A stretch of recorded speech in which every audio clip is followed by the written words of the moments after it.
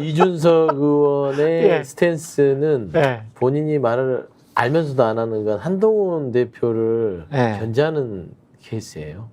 아. 이게 뭐냐면 지금 김건희 여사에 대한 이런 공천 개입설이 하는데 당시 보면 한동훈 대표는 그걸 이겨냈거든. 그렇잖아요. 예를 들면 다 이 말하자면은 V1, V2로 지정되는 분의 개입에 다 고개를 숙였고 당시에 그 한동훈 대표는 익십은 1월이었고 이제 공천이 한 3월, 2월, 3월이었으니까요. 3월에 이루어진 이 과정 속에서 압박이 없었겠어요. 그러니까 당시 인재영입위원장에도 이철규 의원이 그 김경률 그 마리안 앙투아네트라는 빌미를 잡아서 그 마포 왜 하는 거 사천 아니냐 하면서 막 빌미잡고 흔들어댔잖아요. 그럼에도 불구하고 한동훈 당시 비대위원장이 자기가 그냥 쭉 밀어버린 거예요. 말하자면 용산의 그 심중을 헤아리지 않고. 이게 따지면 한동훈 대표가 빛날 일이거든요. 이 사건은. 그러네. 예, 그렇기 때문에 이준석 의원은 이거를 이렇게 굳이 수면 위로. 수면을 올릴 생각이 없는 거라. 그렇지. 이준석은 그런 정치적 역학관계가 이 사건에 숨어 있는 거예요. 그래서 이준석이 어제 뉘앙스를 아주 이상하게 말했잖아요. 인터뷰할 때, 뭐 그냥 건의 수준이었을 것이다. 그리고 뭐 실제 아닐 것이다. 이렇게 막 자기가 물타기 한번 해보려고 했는데 현실적으로 그거 그렇게 쉽게 되지 않아. 그 이준석 의원 주장은 김건희 여사가 조언 정도 했을 것이고 그런 성격인 것이고 이 결과적으로 봤을 때 그러니까 대통령실의 주장하고 비슷한 주장이죠.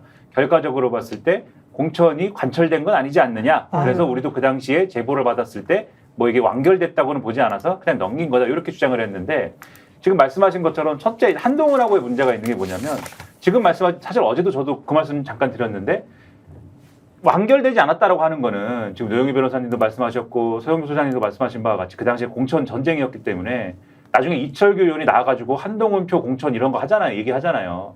한동훈 측에서 김건희 픽, 한동훈 픽 있는데 김건희 픽을 막아버리고 이런 사례들이 있는 거란 말이에요. 지금. 그런 사례일 수도 있는 거여서. 근데 이 얘기가 최근 와서 보면은 김건희 여사가 공천 개입하려고 그랬는데 한동훈이 막았네. 얘기가 이렇게 되는 거잖아요. 근데 요거에 대한 이제 어떤 뭐 견제다 이렇게 말씀하신 거에 연장선에서 보면은 그러면 이준석 대표 시절에 지방선거는 어땠는지 우리는 물어보고 싶은 생각이 있어요. 그렇지. 그때도 이준석 대표가 막았나?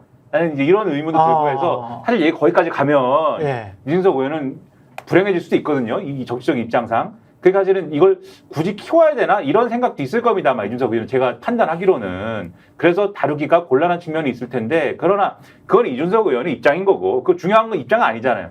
이준석 의원이 지금 어제 발언을 통해서 확인한 건 뭐냐면 확인해 준 건 뭐냐면 어쨌든 메시지를 보냈다는 걸 본 거 아닙니까 이준석 의원. 그렇죠. 그리고 오늘 신문에 대해서도 다 나는 봤다라고 증언을 하고 있잖아요. 그러면 이거는 김건희 여사가 그런 메시지를 보낸 것만으로도 사실 그냥 김영선 전 의원하고 무슨 예를 들면은 좋은 어떤 그 관계가 과거부터 있어서 그렇죠. 어떤 뭐 동창입니까 서로 뭐 그것도 아니잖아요. 그렇죠. 어떤 좋은 관계가 있어서 당신은 뭐 어디 지역구가 비었으니까 가보세요. 이런 얘기를 무슨 맥락에서 왜 합니까? 이것만으로도 의심해 볼 만한 당무 개입이나 이런 것들을 의심해 볼 만한 특히 영부인이 그렇죠. 의심해 볼 만한 어떤 단서를 확인해 준 거여서 이거는 예를 들면 민주당이 얘기하는 것처럼 그것이 특검이 됐든 뭐가 됐든 이거는 확인해 봐야 될 것들이 상당한 거고 의심해 볼 만한 것이 상당한 것이다. 이렇게 봐야 되는 거죠.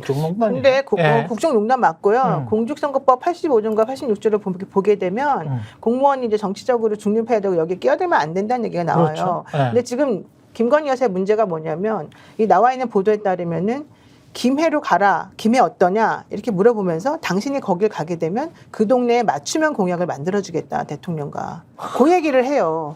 그러면 김건희는 그런 걸 할 수 있는 능력이 없고 지위가 없는 사람이잖아요. 아무것도 결국 하겠다는 사람, 해줄 수 있는 사람은 남편인 윤석열 그렇죠. 대통령이란 말이야. 그러니까 대통령이 자신의 권한을 이용해서 남용해서 실질적으로 그 동네의 지역경제 발전을 위해서 이 사람이 국회의원 될 수 있도록 맞춤형 공약을 만들어주는데 일조한다는 얘기가 돼요. 이거는 공직선거법 위반이죠. 명확하게. 그러니까 그래서 그게 바로 이제 문제가 된다는 거. 이게 그냥 단순하게 언론중재위원회에서 뭐 반론 보도하고 이렇게 해서 끝날 문제가 전혀 아니고요. 이거 되게 심각한 문제고. 그래서 박근혜 전 대통령이 지난번에 2년 선고받은 게 있어요. 공선법 위반으로. 그때 왜 그랬냐면 본인이 여론조사한데 뭐 거기 끼어들어가지고 시켰다 이것도 있지만 친박 리스트를 전달해 줬어요. 그때 친박하고 비박하고 막 싸웠잖아요. 예. 결국에는 여론조사 해보니까 이렇게 친박계들이 더 우세하게 나오는데 이 사람들 공천 줘야 되는 거 아니면서 리스트를 전달해 준 거예요. 예. 그게 바로 공천에 개입한 거잖아요, 직접적으로. 그러네. 그렇게 해서 그때 판사님이 이거 전부 다 유죄다 해가지고 나온 거거든요. 따져보면 이거하고 똑같은 거, 이건 더 직접적이잖아요. 더 직접적인. 잘 네. 보세요. 덧붙이면 이 지역에 어울리는 공약, 맞춤형 공약 만들어준다 했잖아요. 그때 대통령이 뭐하고 다녔는지 기억해 보세요. 전국 돌면서 그렇죠, 민생 맞아, 공약 남발했죠. 예. 이런 게 일맥상통하는 겁니다. 그러네. 그러니까 그래서 수사가 필요한 거예요. 예. 그러니까 이게 없는 얘기가 아니라 하나하나 포즈를 맞춰보면 이렇게 김건희 여사라는 사람이 대통령의 배우자로서 여러 가지 당내 공천에 개입을 하고 본인의 배우자인 대통령을 통해서 맞춤형 공약을 해주겠다는 그런 언질들이 있었다면 그렇네. 그냥 허언이나 조언이 아니라 아주 대통령의 구체적이죠. 액션이 있었잖아요.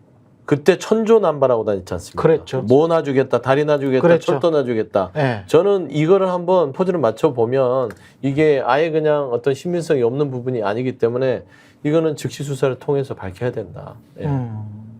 아, 이런 이야기를 쭉 듣다 보면 한동훈이 유리하네 이런 생각을 하게 되네요. 이게 지금 저는 그래도 구권력인 윤석열 씨가 훨씬 더 유리한 입장에서 한동훈을 요리할 수 있는 것 아닌가 이런 생각을 했는데 이 상황을 보니까 2년 정도 되는 기간 동안에 국정의 책임의 당사자는 윤석열이거든.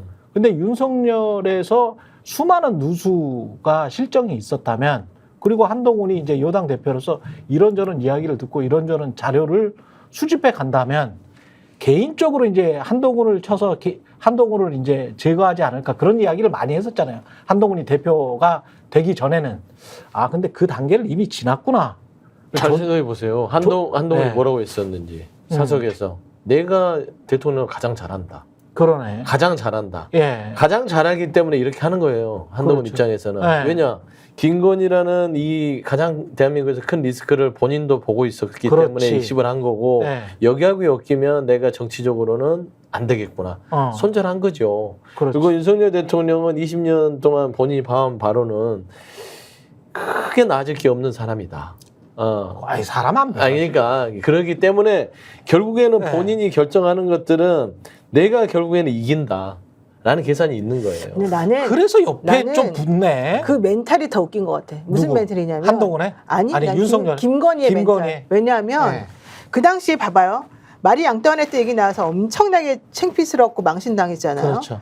근데 그거를 해결하려고 대통령을 쓰셔가지고 대통령 보고 이제 어떻게 하라고 했는데도 그쪽에서 나 비대위원장 못 물러나 제 비대위원 그 자리에서 나오게 하지 못하겠어 이래가지고 한동훈이가 버텼잖아요. 네. 그래가지고 그때 뉴스까지 이제 각 방송사에까지 대통령이 전화해가지고 뭐 어쩌고저쩌고 얘기까지 나왔었어요. 근데 결국 아무것도 안 됐어요. 한 번 이제 완전히 끝난 거예요.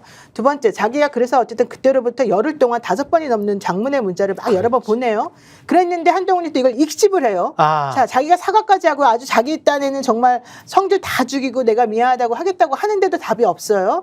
자 이렇게까지 민망한 상황이 됐어요. 그런데 그걸 또 공개했잖아. 공개했죠. 근데 네. 근데 더 웃긴 건 그런 상황에서 내가 공천 개입한다? 그런 상황에서 내가 공천을 개입한다 그러면서 이 사람 보고 절로 가라고 이 사람 보고 열로 가라고 내가 깨우쳐준 소리 넌 여기 가라고 지금 그렇게 해요?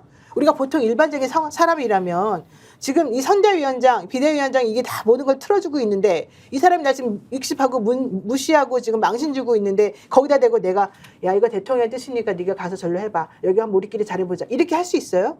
못해요. 상식적인 못하죠. 근데도 불구하고 그걸 한단 말이야. 그러니까 한동훈이가 그거를 무시하고 하지 말라고 하는 건 무슨 뜻이에요? 조용히 좀 있어라. 네. 넌 나서지 말아라. 이런 뜻의 사실 그렇죠. 암묵적인 무의식적인 그러니까 그 무건하라는 그런 사실 명령이나 마찬가지였는데 그러거나 말거나 자기가 쫓아다니면서 여기 쑤시고 저기 쑤시고 저기 이렇게 했다는 거잖아 결론은. 그러면 이게 도대체 무슨 얘기냐고. 그렇게 죽여도 여기서는 절대 죽어나지 않는 두더지처럼 계속해서 얼굴에 들이민다는 얘기지.